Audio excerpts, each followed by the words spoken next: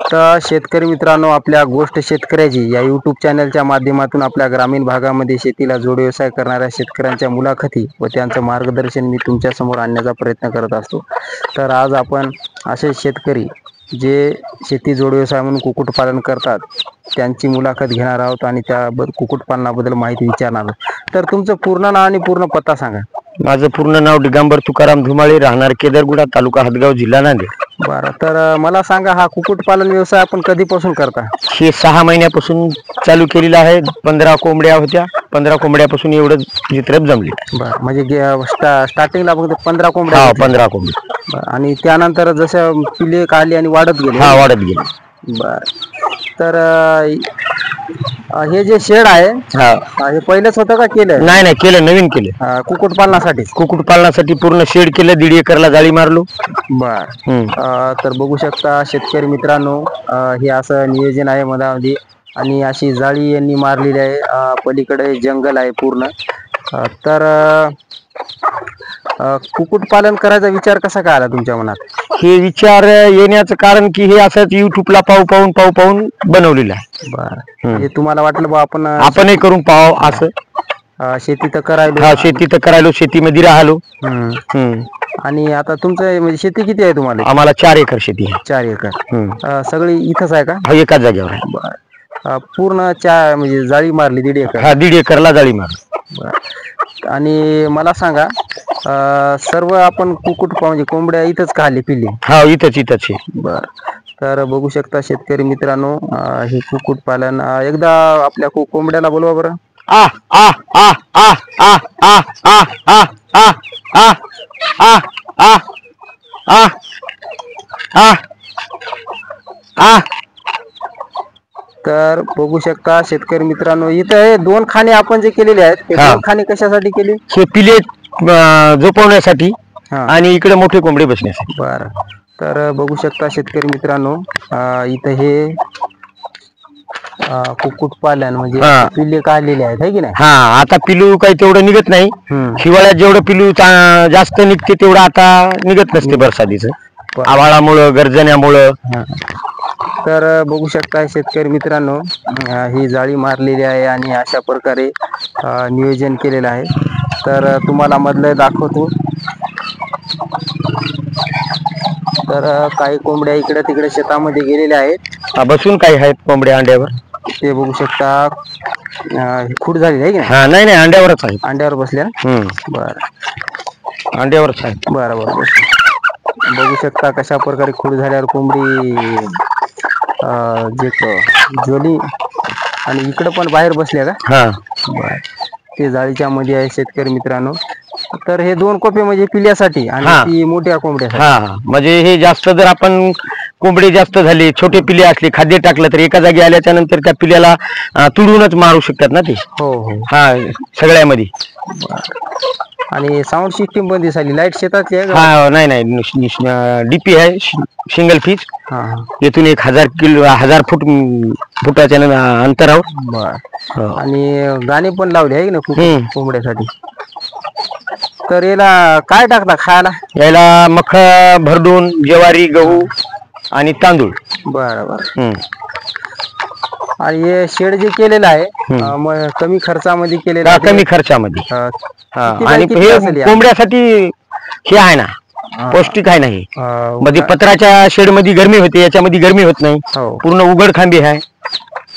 किती बाय किती असेल हे तुमचं? आता हे 70 बाय 30 आहे. 70 बाय 30.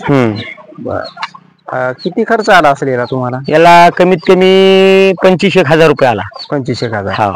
बर, हे तार वगैरे? हा, पूर्ण हे लाकडं, हे ते रोजदारी. बरं, तर बघू शकता शेतकरी मित्रांनो, यांनी कमी खर्चामध्ये शेतीला जोड व्यवसाय, कुक्कुटपालन व्यवसाय केला आहे. अशी जाळी पूर्णतः मारलेली आहे. आणि हे इकडं ऊस आहे. तर हे बघू शकता इकडं यांनी आपलं शेवगा झाड कोंबड्यासाठीच लावलेलं आहे. कोंबड्यासाठी आहे की नाही? इकडं पण तुम्हाला संपूर्ण परिसर दाखवणार आहे. तर मला सांगा, हे झाड कशाचे आहेत? हे काकडा फुलं आहेत का? फुलाचा. म्हणजे तुमचं म्हणणं असं एक कुक्कुटपालन जरा मोकळं? हा, म्हणजे हे पुढे चालून थोडं झाडं मोठं झाले, सावली राहते खाली बसायला. हा, आणि त्या सावलीखाली बसतात. बर. तर बघू शकता शेतकरी मित्रांनो, कुक्कुटपालन आता तुम्ही 6 महिन्यापासून कुक्कुटपालन सुरू केलेलं आहे. तर आम्हाला सांगा, विक्री योग्य माल आपल्याकडे तयार झाला आता? हा, विक्री योग्य मालचा झाला. किलो, 1.25 किलो, 1.5 किलो साईजचा माल झाला. बर. हा. आणि आता मग काय रेट न देता? आम्ही 500 रुपये रेट न देता, अंड 20 रुपये न देता. अंड? हा, गावरान आहे? गावरान. बर. तर त्याच्यामध्ये तुम्ही ज्वारी आपलं घरचं टाकता? हा, घरचं. मका फक्त थोडी विकत आणता, गहू विकत आणता, समजा कंट्रोल पिंटूरचे भेटले तर तिकून तिकून तामशाहून काही असं. आणि हे तुम्हाला काही जंगली प्राण्याचा त्रास? नाही नाही, काही जंगली प्राण्यासाठीच जाळी लावलेली आहे 1.5 एकर जाळी.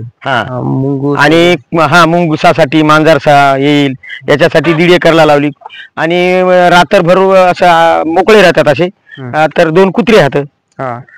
तर बघू शकता शेतकरी मित्रांनो, कुत्रे यांचे झोपलेले आहेत, ते रात्रपाळी करतात आहे की नाही.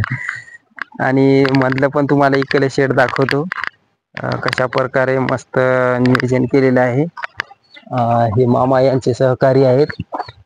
बघू शकता कशा प्रकारे हे कुक्कुटपालन बसण्यासाठी केलं का? नाही, हा, हे बसण्यासाठी केलं.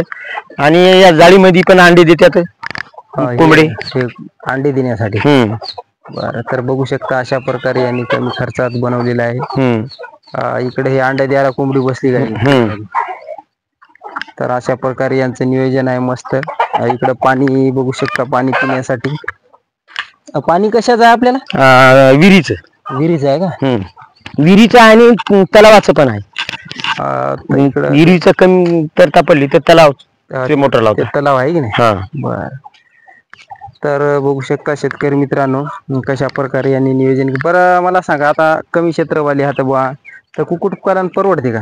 पुरवते ना, पण कसं आहे, हे प्राण्यापासून झोपवणं हे त्याचं नियोजन लावावं लागते. म्हणजे कसं आहे, असं शेतामध्ये ठेवलं, मांजर येणे, मुंगूस येणे, या जाळी लावली म्हणजे त्याच्यात काही येऊ शकत नाही. मांजर येत नाही, मुंगूस येत नाही. आणि स्वतः कोणी राहिले येतात मारले आहे की नाही. तर हे एकंदरीत समजा त्याचा बंदोबस्त केल्यानंतर हे परवडते? हा, पुरवते ना. तरी आमचे कमीत कमी या मागल्या हिवाळ्याच्या पिरियड मध्ये कमीत कमी 300 पिलू पडलं होतं. तर बरेच मेले त्या थंडीमुळं. हो ना. तर मग अंदाजे किती विक्री झाली असेल तुमची 6 महिन्यापासून? 6 महिन्यापासून झाली असेल समजा 10-15 हजाराची. 10-15 हजार. बर.